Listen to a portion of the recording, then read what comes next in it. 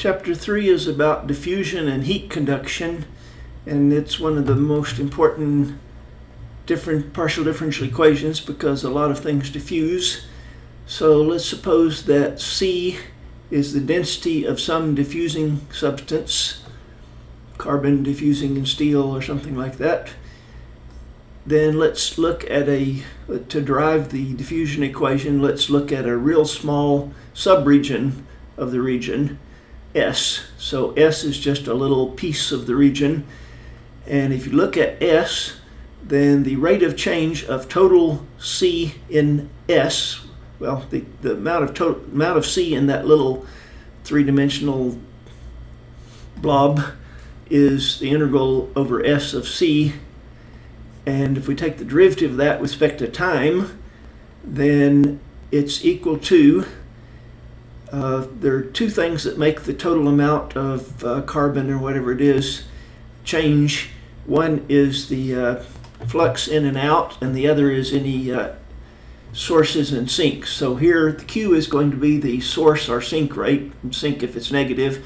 So it could be like a chemical reaction that's producing the substance that's diffusing or getting rid of it, or if what's diffusing is heat, then that could be a heat source. But that's Q then is the amount of C that's being created per unit volume per unit time.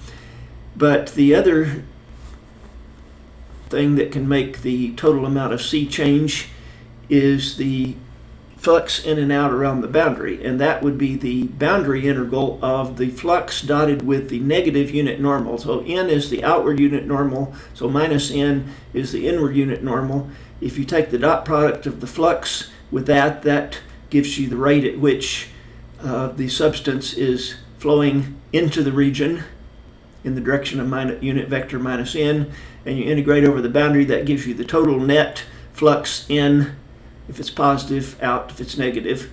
So this just says that the rate of change of total C, whatever it is, in that little region is equal to the net flux across the boundary plus the amount that's being created by sources or decreased by sinks.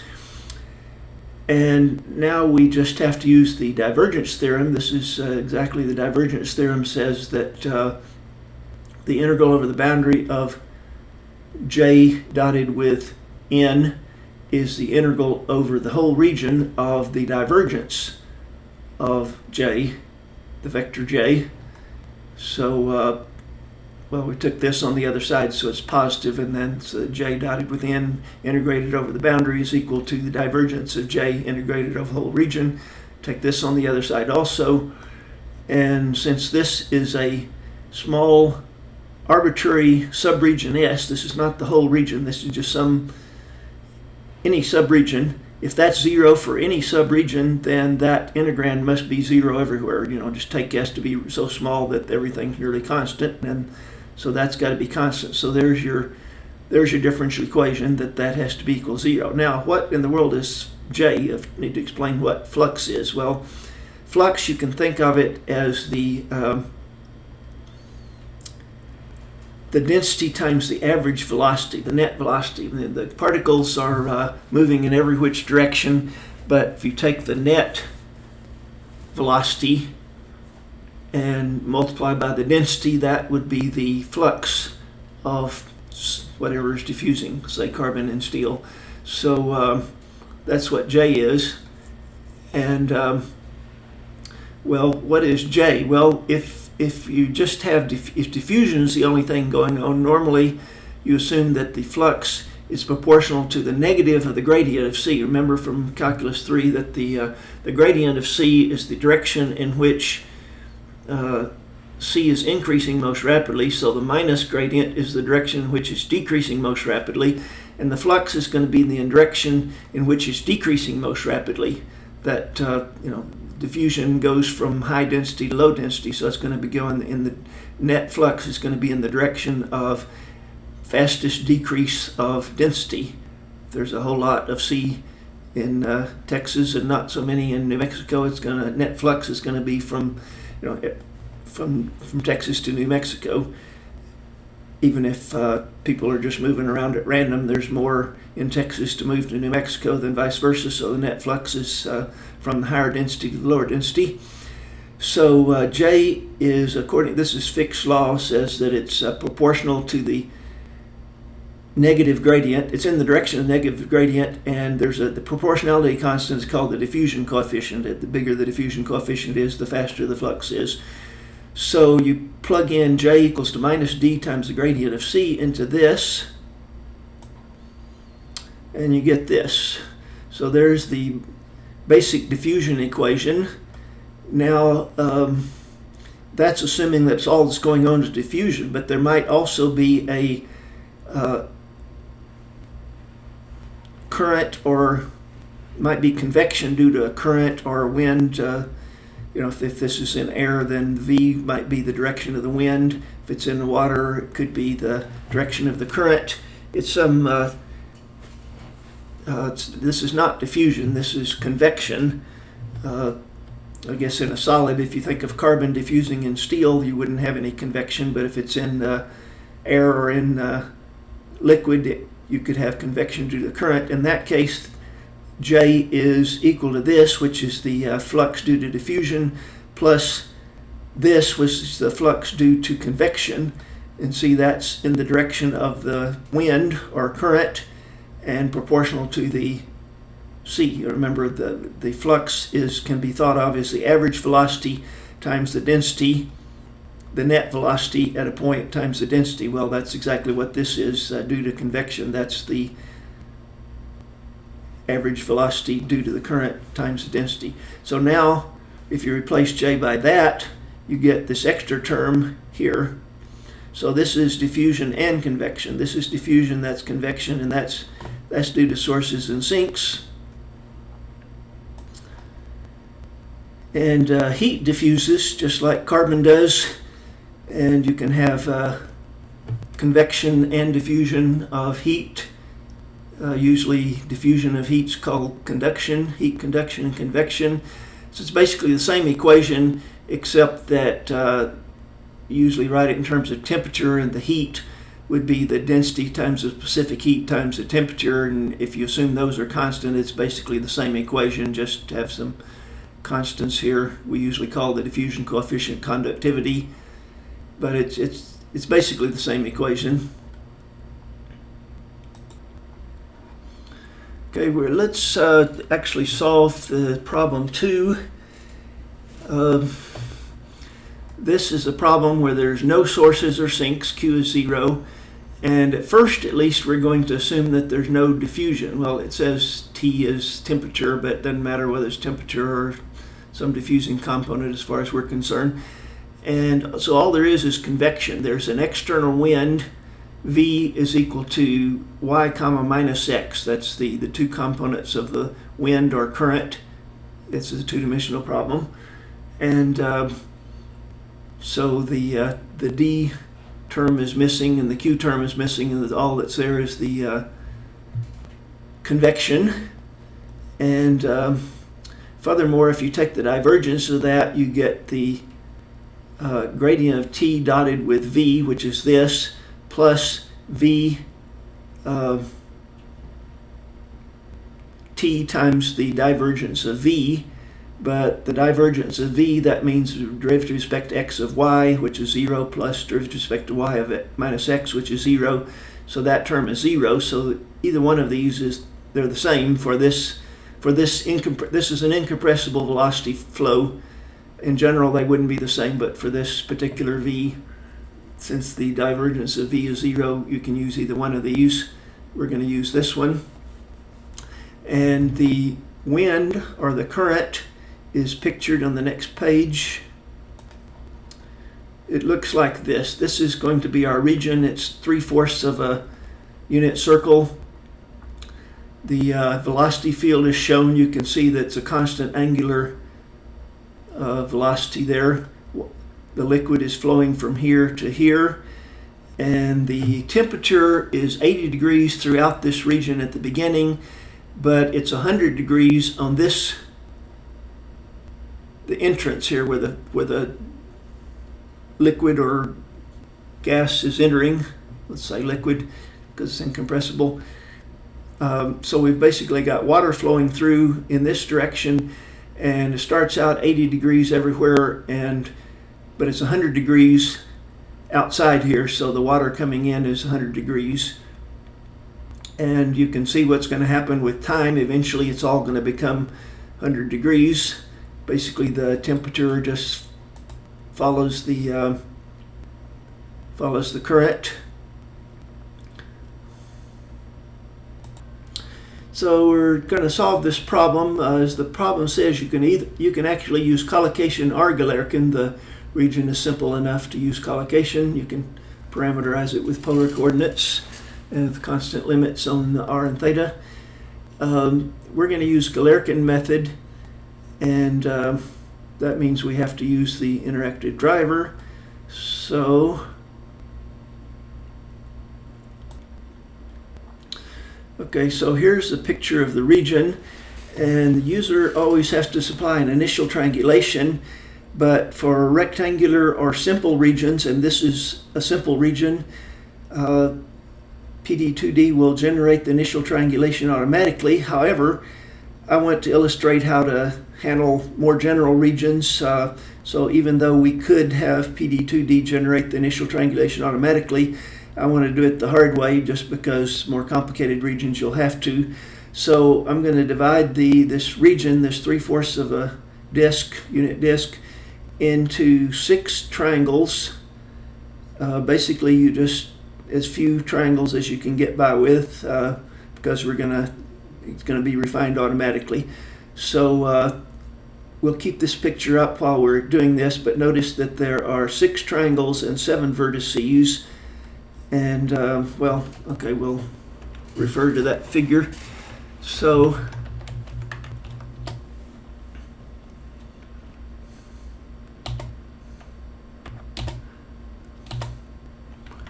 two-dimensional problem. We want to use Galerkin, double precision,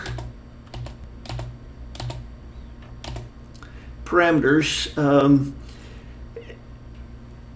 I'm going to define R kappa equal to 0. That's going to be like the diffusion coefficient. It's because at the end we're going to change it to be non-zero for reasons we'll talk about. But for the moment there's no diffusion, but I'm going to put that diffusion term in anyway with a 0 diffusion coefficient.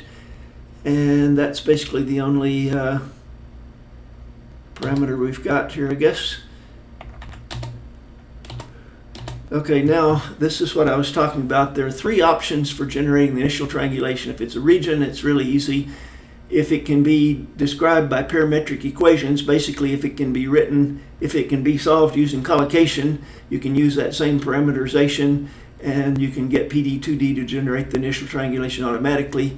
But we're going to do it the hard way because more general regions you won't be able to. So we'll use option 3 and actually enter the 6 triangles and the 7 vertices. So first, how many vertices are? You can see there's 7. 1, 2, 3, 4, 5, 6, 7. And we need to give the coordinates of the vertices. Well, vertex 1 is 0, 1.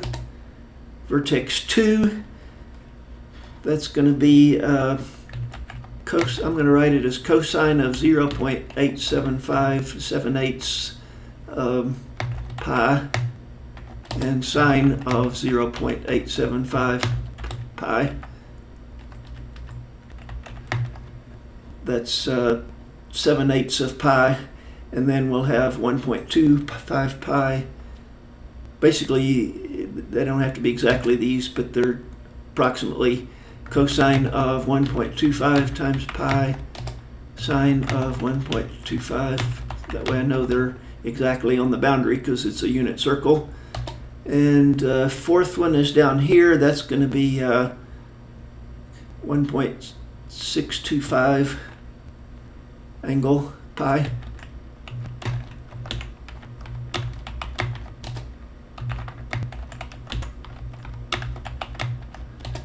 And the fifth one is at 1, 0. Sixth one is here at the origin, 0, 0. And 7 is about, I've put it at about minus 0.4, minus 0.4. So there's your 7 vertices. Now the triangulation, well, if you have to read the details here, but basically you give the three vertices of each triangle where the third vertex is not on the boundary. See, 7 is not on the boundary. The third vertex of each triangle has to not be on the boundary. That way you can be sure there's only one, at most one edge on the boundary. And we have to give the arc number.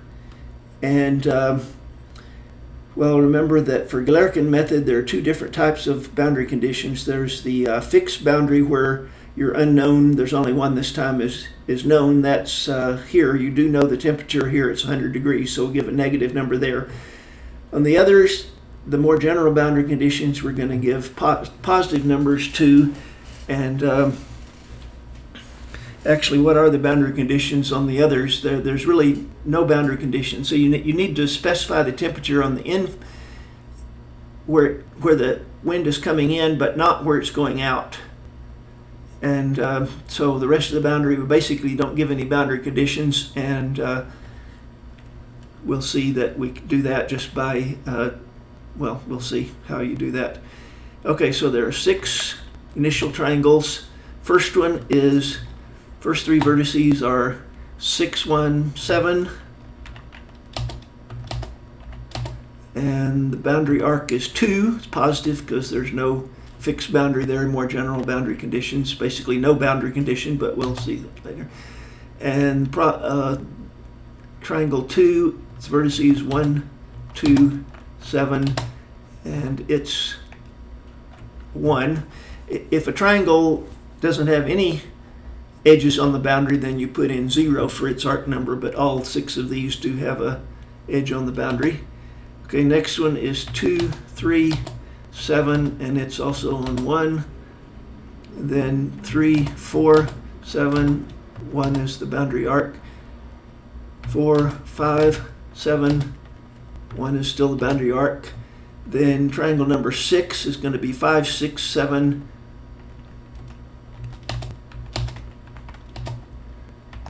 and the boundary arc is -1. Now it's of course easy to make mistakes here. You can correct them later. In fact, there are lots of error messages about the initial triangulation. Most errors will be caught. Okay, any curved boundary? Yes, there's a curved arc there, arc number 1, and we need to give parametric equations for that arc.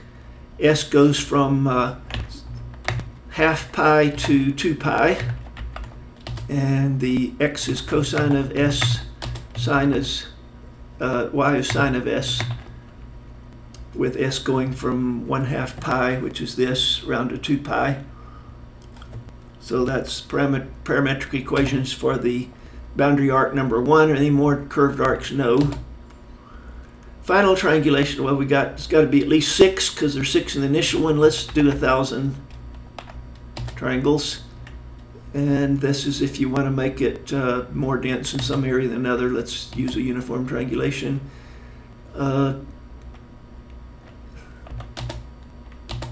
These are not important. Okay, the recommended solver is number 4. Let's use second degree elements. This is a time-dependent problem. If we make a mistake here, we'll have to start all over, but it is time-dependent. And we're going to go from time equals 0 out to about pi over 2 because, see, the velocity is like 1 radian per second. So after pi over 2 seconds, the 100 degrees should be down to here. Just to see that happening. Is it linear? Yes. Do you want adaptive time step? No, let's don't.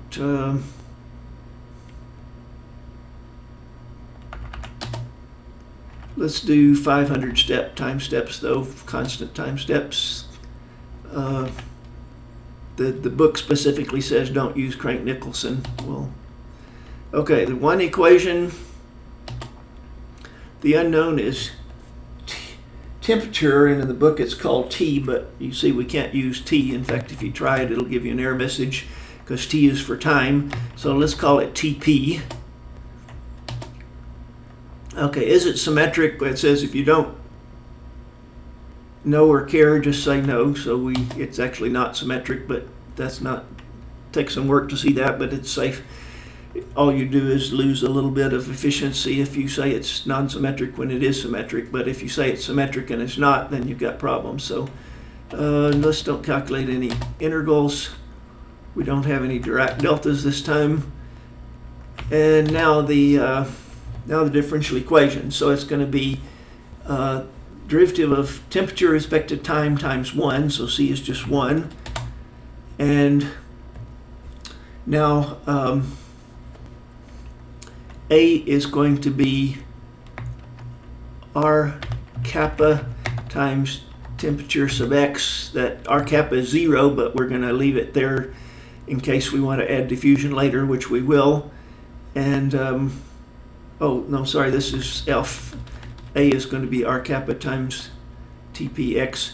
F is going to be the well, remember that's T1, which is Y times temperature X, plus T2, which is X times TPY. That's the dot product of the velocity field, which is Y comma minus X, with the gradient of temperature.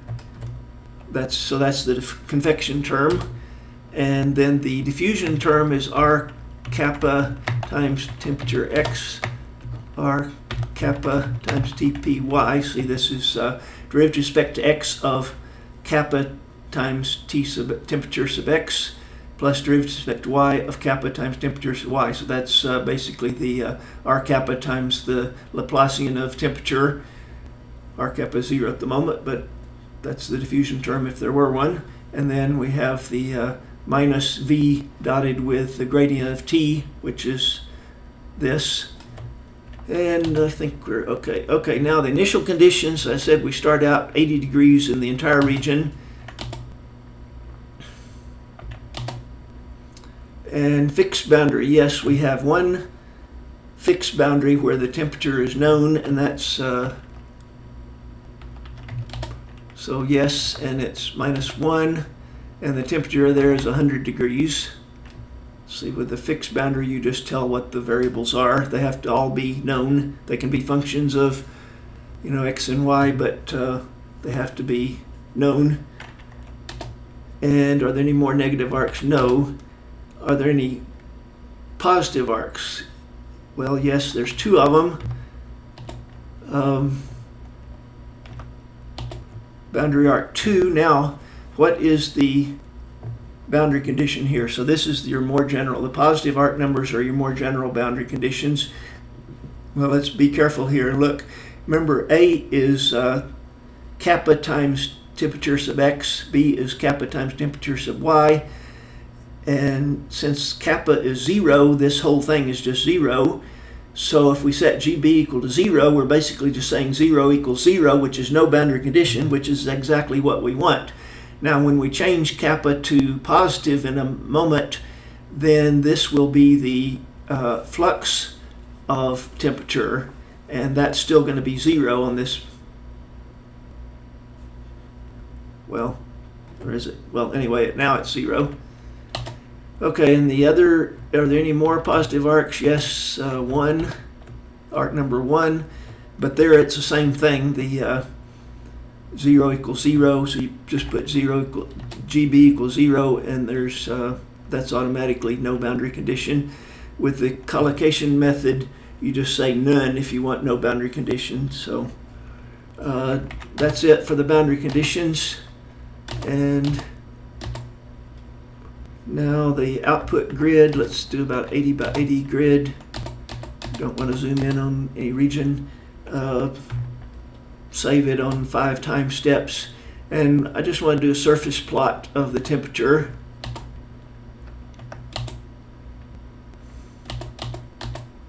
Default to put it out on all 5 time steps. 45-degree angle.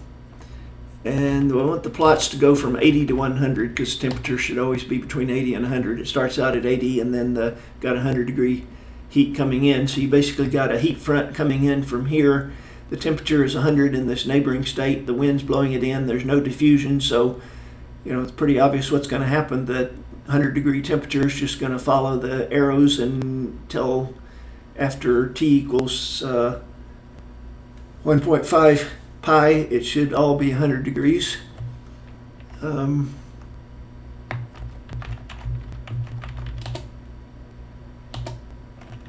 we're done.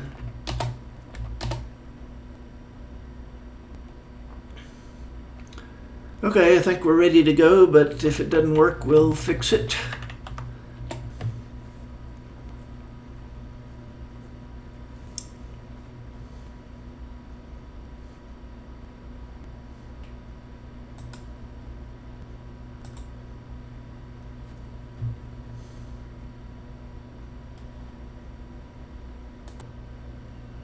Okay, it's finished. Now let's look at the graphics.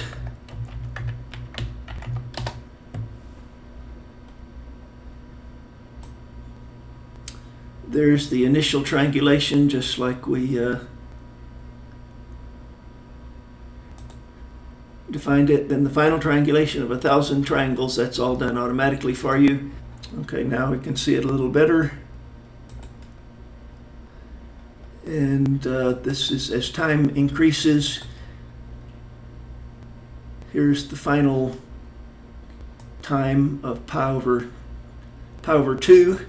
And as we predicted, the 100-degree temperature is just follows the field in there, and so after pi over 2 seconds, it's gone angle of pi over 2, and so this is still exactly 80 degrees. That's 100 degrees, and there's a discontinuity. So the exact solution is easy to see. It's just going to be at this time, it's going to be constant equal to 100 here, constant equal 80, so it's discontinuous. Well, as you can see, PD2D has a little trouble approximating a solution that's discontinuous because it's approximating it with continuous piecewise polynomials. The collocation method will even have more trouble because it uses piecewise cubic polynomials that are continuous and continuous derivatives.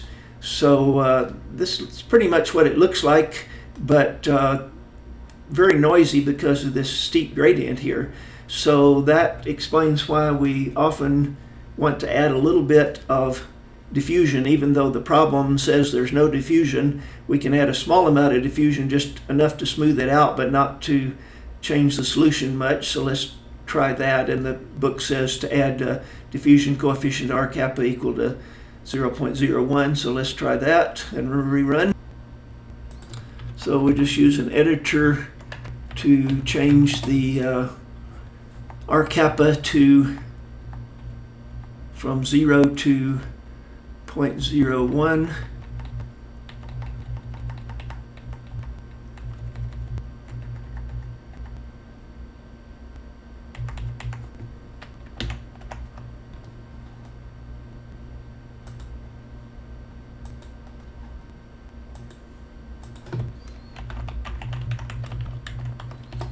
Rerun it, and again I'm going to pause here so you don't have to watch the whole thing. And now you can see that a little bit of diffusion does smooth things out a lot. The discontinuity is not completely discontinuous now.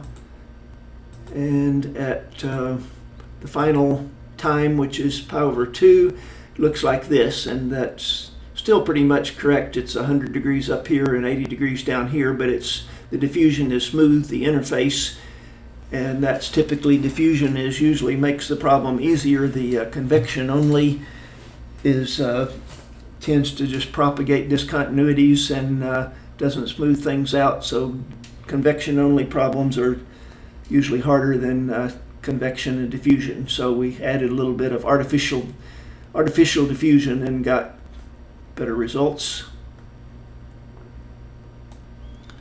Okay, let's look at example 3. This is a 3D diffusion problem, so we have to use collocation method. And there is a source. The region is a bullet-shaped region. I'll show you in just a second, but it's basically it's steady state because notice the left-hand side is 0. That means that we've run it far enough out where it quits changing, and therefore the time derivative is 0. So when the C sub t becomes 0. This is steady state problem. And so this is steady state diffusion coefficient here. So this is diffusion, and this is sources and sinks. And for this problem, the source is discontinuous. It'll be 1 for x equals 0 and 0 otherwise. Well, let's look at the region here. So here's the region. It's a 3D bullet-shaped region. There's a source, which is 1 for x greater than 0. So like in the nose cone part, there's a source that's creating whatever it is that's diffusing.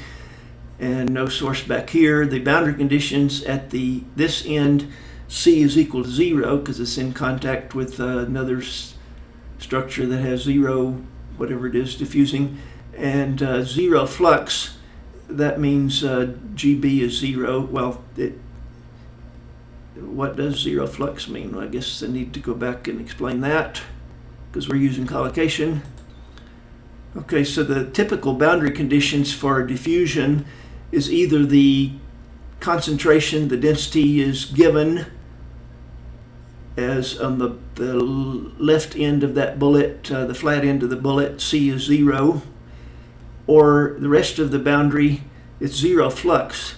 Well, that means d times the normal derivative of C is given, namely 0 in this case, because the left-hand side is the flux. Why? Because d times the normal derivative of C, that's the normal derivative is the gradient of C dotted with the unit outward normal, and that is minus flux dotted with n, because this is by Fick's law, that's minus the flux, or the flux dotted with minus n, therefore that's the flux toward the inside, toward the vector minus n. So you have a boundary condition like this. That means G is the inward boundary flux. Well, in this case, the inward boundary flux is 0 on all boundaries except the one end, and there C is 0. So for this bullet, this flat end here, C is 0, and the rest of the boundary, the normal derivative of C is 0 because of 0 flux. Well, remember, you have to use collocation method for 3D problems with PD2D. It doesn't have a Galerkin option for 3D, which means you have to be able to write your region. It has to be simple enough that you can write x, y, and z as functions of 3 parameters, P1, P2, and P3, with constant limits on those parameters. And, well, this is basically a cylinder. You use cylindrical coordinates. This is not quite a cylinder, but it's simple enough to write it in this form here, where x, y, and z are functions of P1, P2, P3, and the limits P1 goes from P1 is just x, which goes from -1 to 1. P2 and P3 is basically theta, goes from 0 to 2 pi, and P2 is not quite r, it's r times the diameter here, but anyway, you can use this parameterization and solve it with PD2D as a 3D problem, and PD2D will give you some nice, well, it'll produce some MATLAB plots that different cross sections show the temperature with, or whatever C is, with by colors. This is not color, so it's kind of hard to see. Okay, a couple of interesting things about this problem. There's axial symmetry here. You see that the bullet is symmetric around an axis, which normally the axis is in the z direction. This one, it's in the x direction. So if you convert to basically cylindrical coordinates, except that y and z are the ones that are converted to polar coordinates, then as we'll show later, the Laplacian, well, this doesn't change in the x direction, but you convert to basically y and z convert to polar coordinates, and the Laplacian uyy cyy plus czz times d looks like that. And well, if d were constant, you could just take it out. In fact, it is constant at the beginning. So this is assuming that there's no dependence on theta. So it's an axisymmetric problem, except the axis is in the x direction instead of the z direction where it usually is. But axisymmetric means everything's symmetric around an axis. The region has to be symmetric around the axis, and the boundary conditions and everything has to be such that the solution is clearly not dependent on theta. So if we convert to x, r, and theta, nothing depends on theta, and as it doesn't in this case, so you can reduce it to just equation involving x and r, and theta disappears, and that makes the problem much, much simpler because now it's a two-dimensional problem. So some problems can be converted to axisymmetric form and tremendously easier to solve because they're 2D now, much more computationally efficient. So if you use axisymmetry, you can convert it to this form, and now you can solve it using, well, Galerkin or collocation. But the other interesting thing is that, up to now we've assumed D is constant, so this is just basically D times C sub xx plus D times CRR plus 1 over RCR. That simplifies to CRR plus 1 over RCR if D is constant. But if D is not constant, you have to leave it inside here. And then, well, we said we could solve the problem now with Galerkin or collocation, but if D is not constant, you have to use Galerkin. Okay, why is that? Well,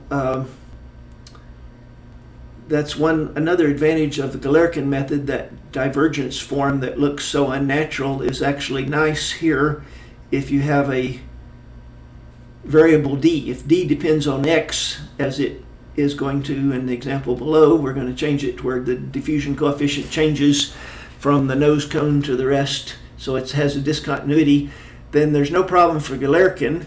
A is just defined as D times C sub x. Well, you're going to have to actually multiply through by r here to get rid of the r, so r will have to be called y, and so you'll have an r in there. But in any case, the fact that D is discontinuous won't be a problem for Galerkin method, because D times the derivative of C has to be continuous, otherwise you couldn't take the derivative. But if D is discontinuous, partial of C with respect to x will be discontinuous also, and the product will be continuous. So basically, the diffusion for Galerkin, you simply define A to be D times C sub x and B to be R times D C sub r, well, after you multiply through by r. And that's all there is to it. See, there's no derivatives of D involved here, whereas if you do use collocation, you have to take these derivatives out, and you're going to have some derivatives of D with respect to x, which are infinite at the discontinuous point. So if your diffusion coefficient is discontinuous, Galerkin method works just fine. Collocation method won't work. And in fact, here's the solution. We used Galerkin method. X is x, and y is really r. So there's a discontinuity in D from at x equals 0. It changes from something to something, and that means the derivative of C changes abruptly, but no problem. It's easy to set up, and if you try this collocation method, it simply won't work. So there's another advantage of Galerkin, and things that look unnatural may be more natural than they seem. Okay, the last example we're going to look at is a rather interesting one, image processing. So example 4 and problem 5 are an interesting application relating to image processing. What's that got to do with diffusion? Well, we'll see. Let's look at the simpler example here. Example 4 has actual photograph, but here's a little simpler region, and we start out with an initial condition, checkerboard initial condition that looks like the following. So it's a two-dimensional problem, and we start out with basically discontinuous function. The value of the solution is coded by color. Darker is higher and lighter is lower, I think. And well, we took this and then we added some random noise. So this is actually the initial condition here. It's the checkerboard with some random noise. And we want to recover the original picture, which was this. So like I said, we took this, added random noise to it. Now we want to get the random noise out. Well, how do we do that? One way is to diffuse, but with the diffusion coefficient that's something like this, 1 over 1 plus the gradient of u divided by some constant, the gradient squared. And what's going on here?